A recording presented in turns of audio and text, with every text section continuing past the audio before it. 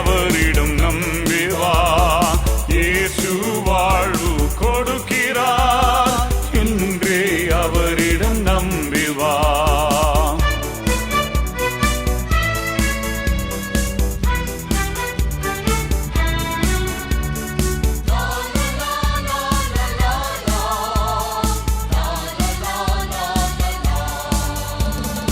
ஆறுதல் இல்லையோ, அலைந்து தவிக்கின்றாயோ,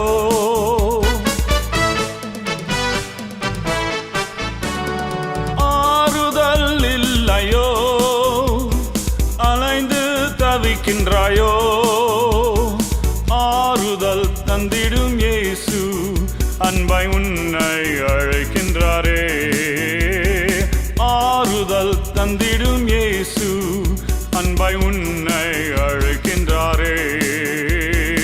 அழைக்கிறார், அழைக்கிறார், இயேசு உன்னை அழைக்கிறார். அழைக்கிறார், அழைக்கிறார், இயேசு உன்னை அழைக்கிறார். இயேசு வாழ்வு கொடுக்கிறார், இன்றே அவரிடம் நம்பி வா.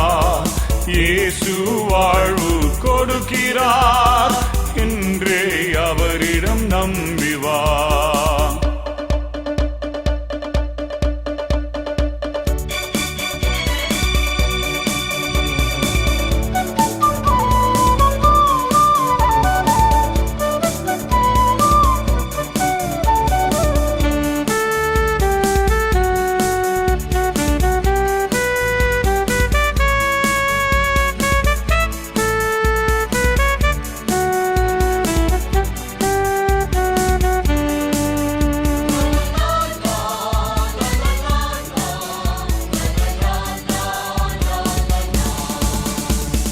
சமாதானம் தருவாரே, கவலைகள் நீக்குவாரே.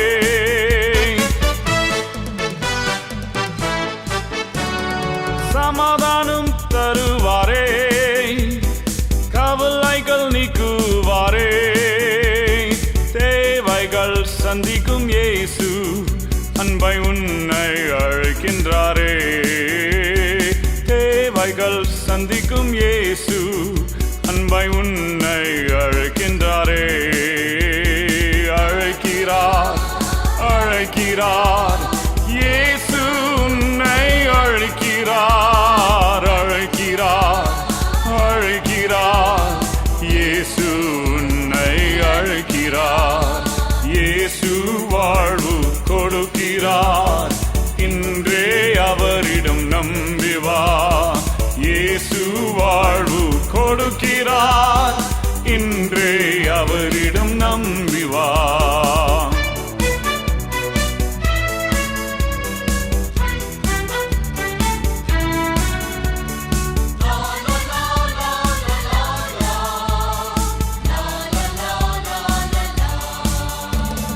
வியாதியின் கொடுமையோ, நம்பிக்கை இழந்தாயோ,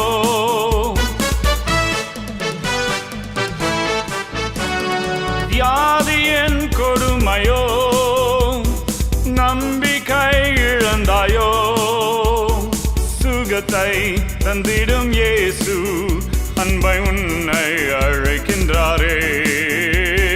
சுகத்தை தந்திடும் இயேசு அன்பை உன்னை அழைக்கின்றாரே. அழைக்கிறார், அழைக்கிறார், இயேசு உன்னை அழைக்கிறார். அழைக்கிறார், அழைக்கிறார், இயேசு உன்னை அழைக்கிறார். இயேசு வாழ்வு கொடுக்கிறார், இன்றே அவரிடம் நம்பி வா. இயேசு வாழ்வு கொடுக்கிறார், இன்றே அவரிடம் நம்பி வா. இயேசு வாழ்வு கொடுக்கிறார், இன்றே அவரிடம் நம்பி வா. இயேசு வாழ்வு கொடுக்கிறார், இன்றே அவரிடம் நம்பி வா. இயேசு உன்னை அழைக்கிறார். இயேசு உன்னை அழைக்கிறார்.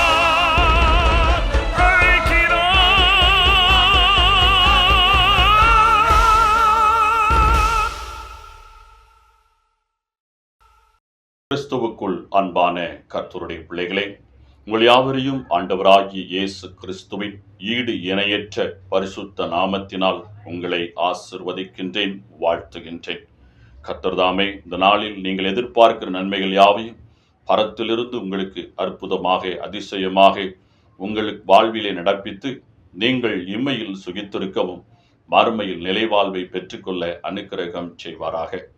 இந்த நாளிலே நாம் தியானத்துக்காக எடுத்துக்கொண்ட வேத பகுதி லூக்கா எழுதின சுவிசேஷம் 7ஆம் அதிகாரம் 12ஆம் வசனம் முதல் 15ஆம் வசனம் முடிய. இயேசு ஊரின் வாசலுக்கு சமீபித்த போது மரித்து போன ஒருவனை அடக்கம் பண்ணும்படி கொண்டு வந்தார்கள். அவன் தன் தாய்க்கு ஒரே மகனாய் இருந்தான். அவளோ கைம்பெண்ணாய் இருந்தாள். ஊராரில் வெகு ஜனங்கள் அவளுடனே கூட வந்தார்கள். கர்த்தர் அவளை பார்த்து அவள் மேல் மனதுருகி அழாதே என்று சொல்லி கிட்ட வந்து பாடையை தொட்டார். அதை சுமந்தவர்கள் நின்றார்கள். அப்பொழுது அவர், வாலிபனே, எழுந்திரு என்று உனக்கு சொல்லுகிறேன் என்றார். மரித்தவன் எழுந்து உட்கார்ந்து பேசத் தொடங்கினான். அவனை அவன் தாயின் இடத்தில் ஒப்புவித்தார். எனக்கு அருமையான கர்த்தருடைய பிள்ளைகளே, ஆண்டவராய் இயேசு கிறிஸ்து மரித்த ஒரு வாலிபனை உயிரோடு எழுப்பிய சம்பவத்தை இந்த வேத பகுதியிலே நாம் பார்க்கின்றோம். இன்றளவும் உலகம் மரித்தவன் உயிரோடு எழுந்திருப்பது சாத்தியமில்லை.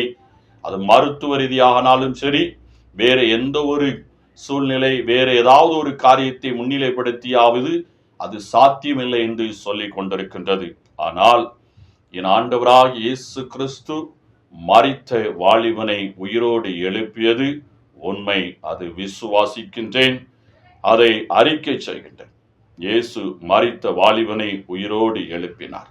அருமையான கர்த்தருடைய பிள்ளைகளே, ஒரு மரித்த வாலிபன் உயிரோடு எழுப்ப வேண்டிய அவசியம் என்ன? இதுதான் இந்த நாளிலே நாம் முன்பாக வைக்கப்படுகின்ற ஒரு கேள்வி. இந்த வாலிபன் யார் என்று சொன்னால், ஒரு அருமையான தாய்க்கு ஒரே மகனாய் இருந்தான் என்று சொல்லி வேதம் சொல்லுகிறது.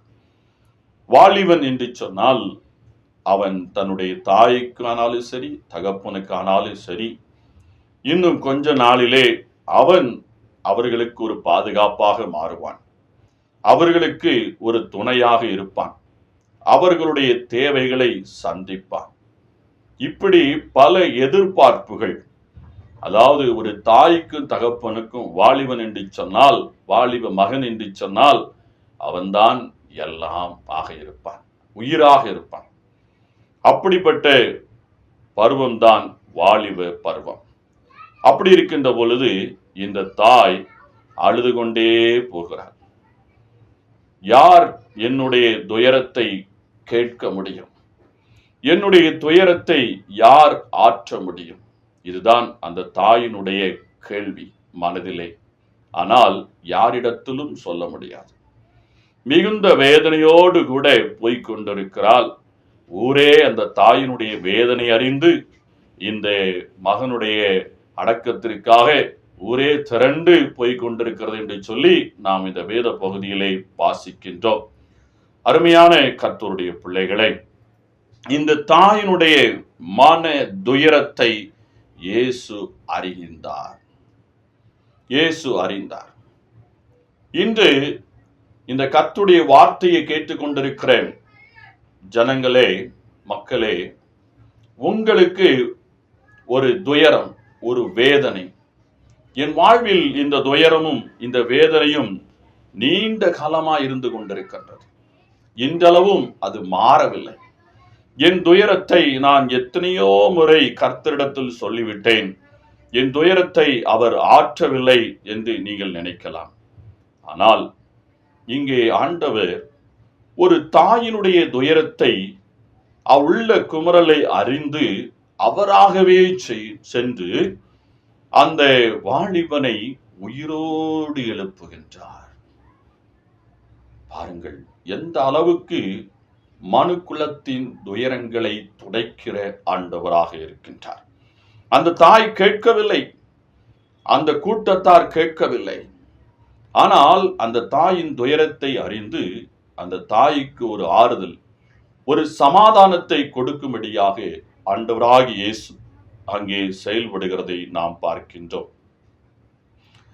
ஒருவர் பலவீனப்பட்டு மருத்துவமனையில் அனுமதிக்கப்பட்டு மருத்துவர் அவர் இனி பிழைக்க மாட்டார், மரித்து போவார், எங்களால் எந்த மட்டும் நாங்கள் முயற்சி செய்து விட்டோம் என்று சொன்னால் நம் மனம் உடைந்துவிடும். அதுவும் ஒரு வாலிபனாக, இல்லை என்றால் இளம் வயது கணவனாக, இளம் வயது மனைவியாக, இல்லை என்றால் சிறு குழந்தையாக இருக்கும் என்றால் மிகுந்த மன உடைச்சலுக்கு ஆளாகி விடுவார்கள். ஆனால் சற்று நேரம் கழித்து மருத்துவமனையில் இருந்து ஒரு செய்தி, இனி அவன் பிழைத்துக் கொள்வான், இனி அவர்கள் பிழைத்துக் கொள்வார் என்று ஒரு செய்தி வந்துவிட்டால் எவ்வளவு சந்தோஷம் இருக்கும். மரிக்காதிருந்த ஒரு மனுஷி பிழைத்துக் கொள்வார் என்ற செய்தியே அவர்களுக்கு மிகுந்த மகிழ்ச்சியை கொடுக்கிறது என்று சொன்னால், மரித்து போன வாலிபன் உயிரோடு எழும்புவது என்பது அது அந்த தாய்க்கு எவ்வளவு சந்தோஷத்தை கொடுத்திருக்கும் தெரியுமா? முடிந்தது என்று நினைத்த அந்த தாயினுடைய உள்ளத்தில் மிகுந்த சந்தோஷத்தை ஆண்டவராகிய இயேசு கிறிஸ்து கொடுத்தார். அந்த சந்தோஷத்தை கொடுப்பதற்காக, ஒரு மன நிம்மதியை கொடுப்பதற்காக, மன அமைதியை கொடுப்பதற்காக தான் ஆண்டவராகிய இயேசு கிறிஸ்து ஒரு வாலிபனை உயிரோடு எழுப்புகின்றார். அப்படியானால் உங்கள் துயரத்தை ஆண்டவர் இன்றளவும் கேட்காமலா இருக்கிறார்?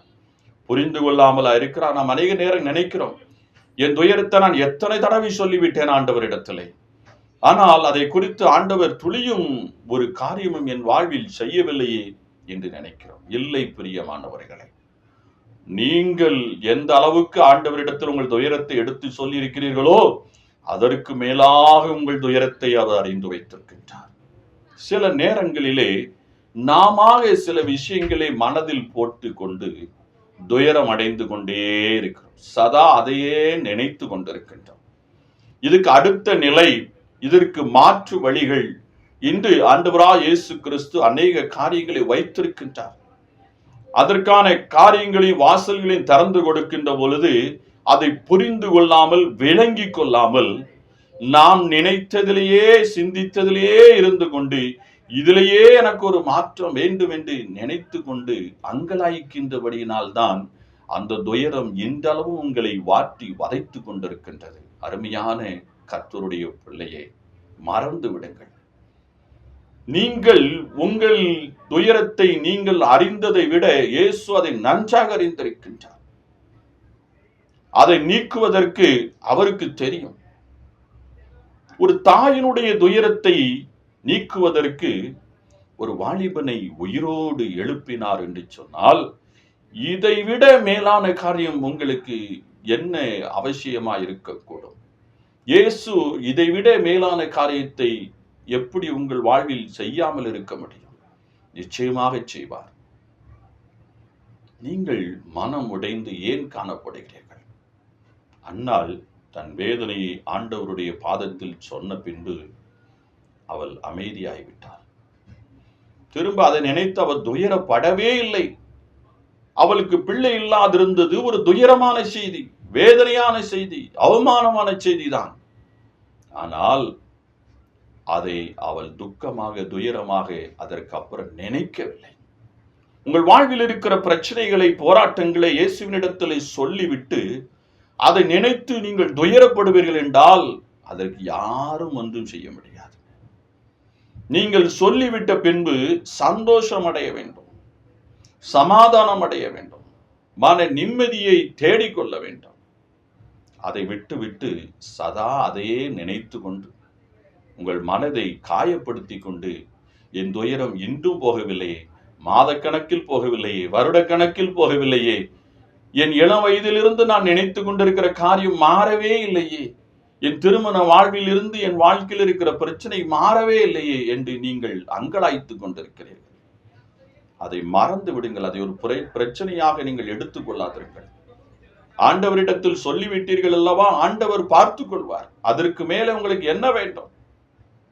ஆண்டவர் எப்போதும் உங்கள் பிரச்சனையை தீர்த்து விட்டார். உங்கள் பிரச்சனைகளுக்கு முடிவை கொடுத்து விட்டார். ஆனால் நீங்கள் அதை விளங்கிக் கொள்ளவில்லை, அதை புரிந்து கொள்ளவில்லை. அநேக நேரங்களிலே நம்முடைய துயரத்துக்கு பிறர் கஷ்டப்பட வேண்டும், பிறர் தண்டிக்கப்பட வேண்டும், பிறர் அழிய வேண்டும், இப்படிப்பட்ட எண்ணங்கள்லாம் நம் வாழ்வில் நாம் நினைக்கின்றோம். சில நேரங்களிலே நம் பிரச்சனைகளுக்கு முடிவு அவர்களை விட நான் மேலாக உயர்ந்திருக்க வேண்டும், மேலான நிலையை அடைய வேண்டும், அப்பொழுதுதான் என் பிரச்சனைக்கு தீர்வு என்று நீங்கள் நினைக்கிறீர்கள். இல்லை பிரியமானவர்களே, அப்படி அல்ல. ஆண்டவர் உடைய தீர்வு அது வேறு விதமாக இருக்கிறது. அதை அவர் எப்படி தீர்க்க வேண்டும், எப்படி மாற்ற வேண்டும் அவர் பார்த்துக் கொள்வார். இன்று உங்கள் வாழ்வில் துயரமா இருக்கிற ஒரு செய்தியை அவரிடத்தில் சொல்லிய பின்பு அதை மறந்து விடுங்கள், அதை மன்னித்து விடுங்கள், அதில் சிந்திப்பதை விட்டு விடுங்கள். அப்பொழுதுதான் ஆண்டவராய் இயேசு உங்கள் வாழ்வில் மகிமையான காரியங்களை செய்ய முடியும். பாருங்கள், இந்த வாலிப மகனை உயிரோடு எழுப்புகிறார். இதே போல ஒரு அதிசயமான காரியம் உங்கள் வாழ்வில் நடக்க வேண்டிய அவசியம் இருக்கும் என்றால், உண்மையிலே உங்கள் துயரத்தை போக்குவதற்கு இப்படிப்பட்ட ஒரு அதிசயத்தை செய்ய வேண்டிய கட்டாயம் இயேசுவுக்கு இருக்கும் என்றால், அதை அவர் அறிந்து வைத்திருக்கின்றார். அதை நிச்சயமாக உங்கள் வாழ்விலே செய்வார். ஆனால் நீங்களாக கற்பனையாக சில காரியங்களை சிந்தித்துக் கொண்டு, இதுதான் முடிவு, இப்படிதான் இயேசு முடித்து தர வேண்டும், அப்பொழுதுதான் என் துயரம் நீங்கும் அப்படின்னு நீங்க நினைச்சீங்கன்னா அது வல்ல முடிவு. அப்படியானால் உங்கள் துயரம் உங்கள் வாழ்வில் அப்படியே தான் இருக்கும், அப்படியே தான் இருக்கும். இயேசு மனதுருகிற தேவன், அழாதே என்று சொல்கிறார். எப்பொழுது அழுவார்கள்? உள்ளம் முழுவதும் உடைந்த பின்புதான் அழுது புலம்புவார்கள். அப்படிப்பட்ட நிலையில் இருந்த ஒரு தாய்க்கு தான் சந்தோஷத்தை, சமாதானத்தை ஆண்டவராய் இயேசு கொடுத்திருக்கின்றார். இன்று உங்கள் வாழ்விலையும் ஆண்டவர் அப்படியே செய்வார். இதுவரைக்கு என் வாழ்வில் துயரம் மாறவில்லை என்று நினைக்கிறீர்களா? மாற்றிவிட்டார் இயேசு. அன்றே என்று முதல் நாள் நீங்கள் ஜெபித்தீர்களோ அன்றே மாற்றிவிட்டார். நீங்கள் அதை இன்றளவும் சதா நினைத்து கொண்டிருக்கின்றீர்கள். அது மாறிவிட்டது, அது நீங்கி போய்விட்டது. தேவன் அதில் ஒரு அதிசயத்தை செய்து முடித்திருக்கின்றார். அதை நீங்கள் விளங்கிக் கொள்ளவில்லை. நீங்கள் கிறிஸ்துவுக்குள் சமாதானத்தை தேடிக்கொள்ள வேண்டும். அப்பொழுதுதான் எல்லா காரியத்திலும் ஆண்டவர் உங்கள் வாழ்வில் செய்திருக்கிற மாற்றங்களை, அற்புதங்களை நீங்கள் விளங்கிக் கொள்ள முடியும். அருமையான கர்த்தருடைய பிள்ளையை, இயேசு என்றும் ஜீவிக்கிறார். உங்களை கண்ணோக்கி பார்த்து கொண்டிருக்கின்றார். இந்த ஏழை தாயினுடைய வேதனையை விட, துயரத்தை விட மேலான துயரம் உங்கள் வாழ்வில் இருக்க வாய்ப்பில்லை. அந்த துயரத்தையே நீக்கின இயேசு இன்று உங்கள் வாழ்விலும் துயரத்தை நீக்குவார், உங்களை ஆசீர்வதிப்பார், உங்களை தம்முடைய பரிபூர்ண நன்மையினால் உங்களை நிரப்ப வல்லவராயிருக்கின்றார். ஆகவே துயர காரியங்களை இயேசுவிடத்தில் சொல்லிவிட்டீர்கள் அல்லவா, மறந்து விடுங்கள். ஆண்டவர் பார்த்துக் கொள்வார். கண்களை மூடி ஜெபம் செய்வோம். மகா இரக்கமும் கிருபையும் அன்பும் பரிசுத்தம் நிறைந்த பரலோக பிதாவே, நன்றியோடு நாங்கள் உம்மை துதிக்கிறோம், உம்மை ஸ்தோத்தரிக்கிறோம். இதோ தொலைக்காட்சி முன்பாக இந்த செய்தியை தூர இடத்திலிருந்து கேட்டுக்கொண்டிருக்கிற ஒவ்வொரு பிள்ளைகளையும் கண்ணோக்கி பார். அவருடைய துயரங்கள் நீண்ட காலமாக, நீண்ட நாட்களாக மாறவில்லையா? ஏனென்றால் நீர் மாற்றிவிட்டீர், அதற்கு ஒரு மாற்று வழியை காண்பித்திருக்கின்றீர், வேறொரு போக்கை கொடுத்திருக்கின்றீர். அதை விளங்கிக் கொள்ளாமல், அந்த பாதையில் பயணிக்காமல், அதிலேயே நின்று கொண்டு அவர் கற்பனையில் சிந்தித்த காரியம் மாதிரி ஒரு மாற்றத்தை அவர்கள் எதிர்பார்த்து கொண்டிருக்கிறார். அதுதான் நடக்கவில்லை என்று, இது என் வாழ்வின் துயரம், என் வாழ்க்கை முழுவதும் இது இப்படித்தானோ என்று நினைத்துக் கொண்டிருக்கிறார். இல்லை, நீர் வேறொரு வழியை திறந்து இதில் ஒரு நல்ல ஒரு தீர்வை நீர் கொடுத்திருக்கின்றீரப்பா. அதை இந்த நாளிலே அடையாளம் கண்டுகொண்டு விளங்கிக் கொண்டு இயேசு என் துயரத்தை நீக்கிவிட்டார். இனி நான் அதை நினைத்து கலங்குவதில்லை. நான் கிறிஸ்துவுக்குள் சமாதானத்தை பெற்றுக்கொண்டேன் என்று சொல்லி அந்நாளை போல ஆண்டவரே துயரம் நீங்கினவர்களாக, சமாதானம் அடைந்தவர்களாக ஜீவிக்க கிருபைத்தார். இந்த காரியத்தில் மன அமைதி, சமாதானத்தை தேடுகிறார்களோ இந்த காரியத்திலே சமாதானத்தை, மன அமைதி இந்த நாளிலே தந்து இவர்களை ஆசீர்வதிக்கிறார். இயேசு கிறிஸ்து மூலமாய் ஜெபிக்கிறேன் வல்லமுள்ள பிதாவே, ஆமென்.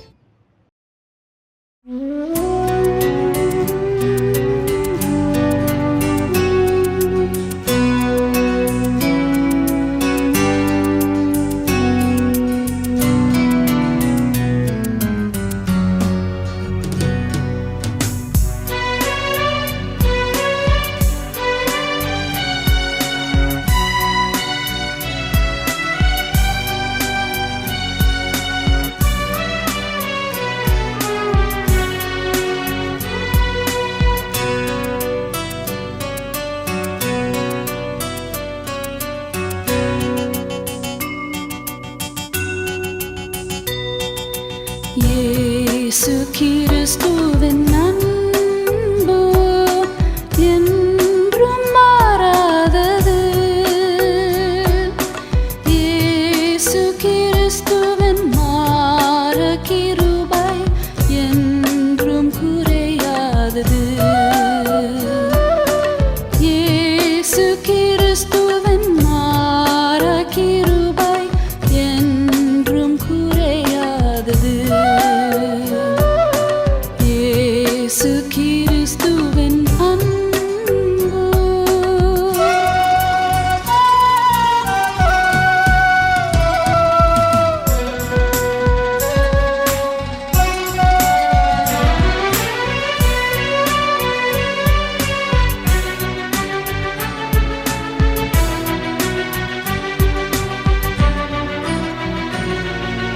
பாவி என்று நாய் அவர் தள்ளவே மாட்டார். அவளாயுன்னே இயேசு அழைக்கிறாரே. பாவி என்று நாய் அவர் தள்ளவே மாட்டார். அவளாயுன்னே இயேசு அழைக்கிறாரே. தயங்கிடாதே, தாவி ஓடி வா. தன்னை இயேசுவின் சொந்தம் கொள்ளவா. தயங்கிடாதே, தாவி ஓடி வா. தன்னை இயேசுவின் சொந்தம் கொள்ளவா. தன்னை இயேசுவின் சொந்தம் கொள்ளவா. இயேசு கிறிஸ்துவின் அன்பு.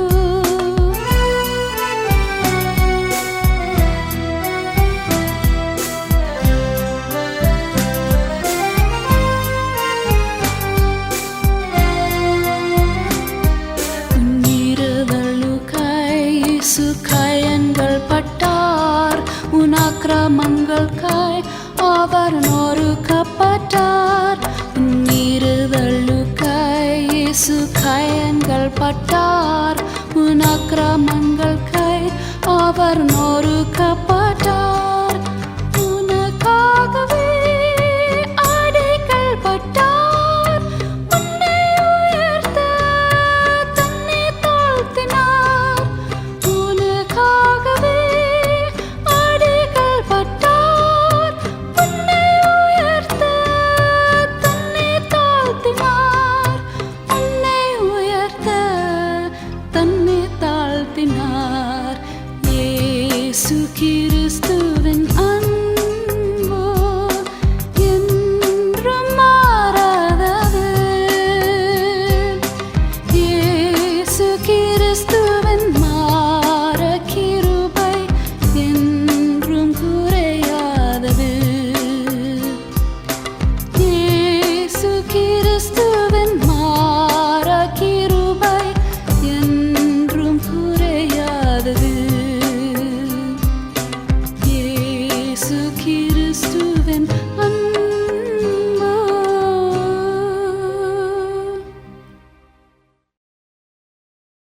நானே நல்ல மேய்ப்பன், நானே நல்ல மேய்ப்பன், இந்த உலகை ஆளும் மேய்ப்பன், இந்த உலகை ஆளும் மேய்ப்பன்.